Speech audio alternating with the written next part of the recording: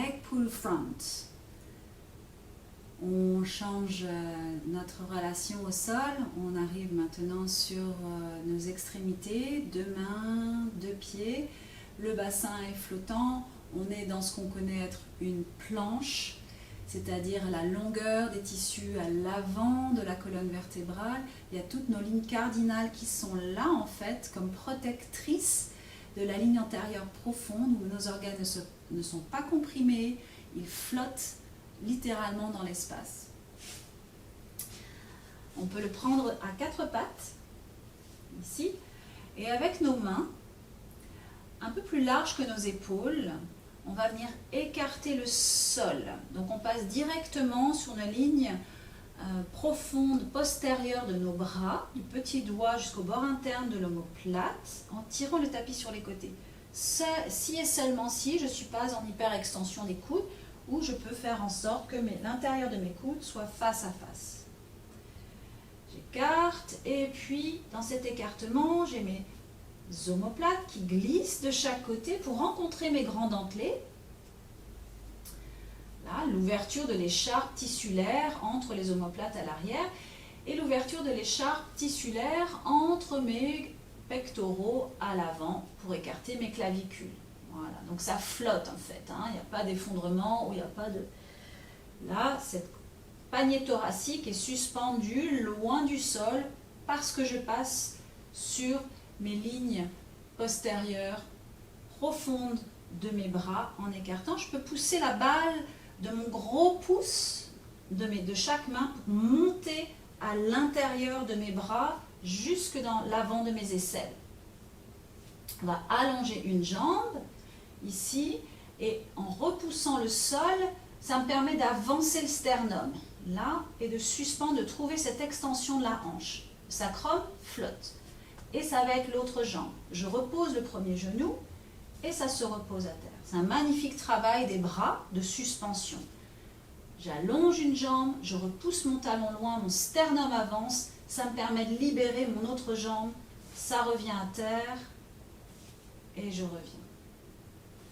J'allonge la jambe, j'ouvre l'avant de ma hanche, c'est-à-dire que vraiment avec cette friction, j'ai envie de frictionner le sol. C'est vraiment pour faire monter mon fémur dans les extenseurs pour avoir cette posture presque comme si j'étais debout en fait. Il s'agit de ça, là. Comme si j'avais les mains contre le mur, au mur.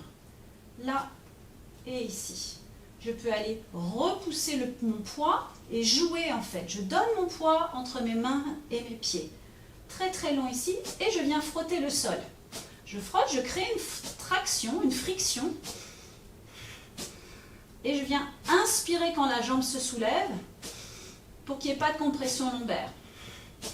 J'ouvre le coffre arrière de mes poumons, de mes côtes. Le sacrum est flottant. Et les genoux se reposent. Posez le front à terre et les bras le long du corps. Et on vient bouger le bassin à gauche et à droite pour laisser la colonne onduler.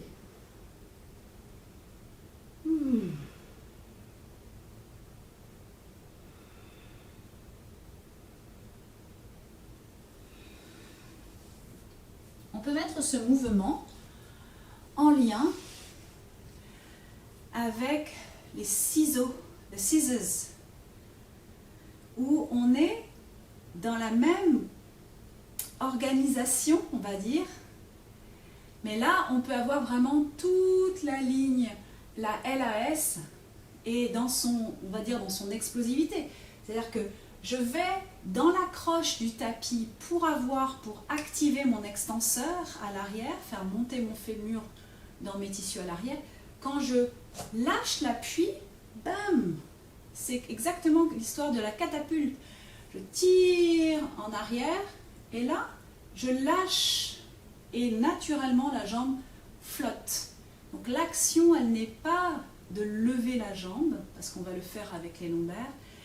Notre action, nous, c'est de maintenir les points d'appui et d'intensifier notre présence dans les appuis et notre présence dans la continuité tissulaire entre nos appuis, la spatialisation de nos os, pour qu'à un moment donné, quand une partie de moi quitte le sol, c'est aucun effort.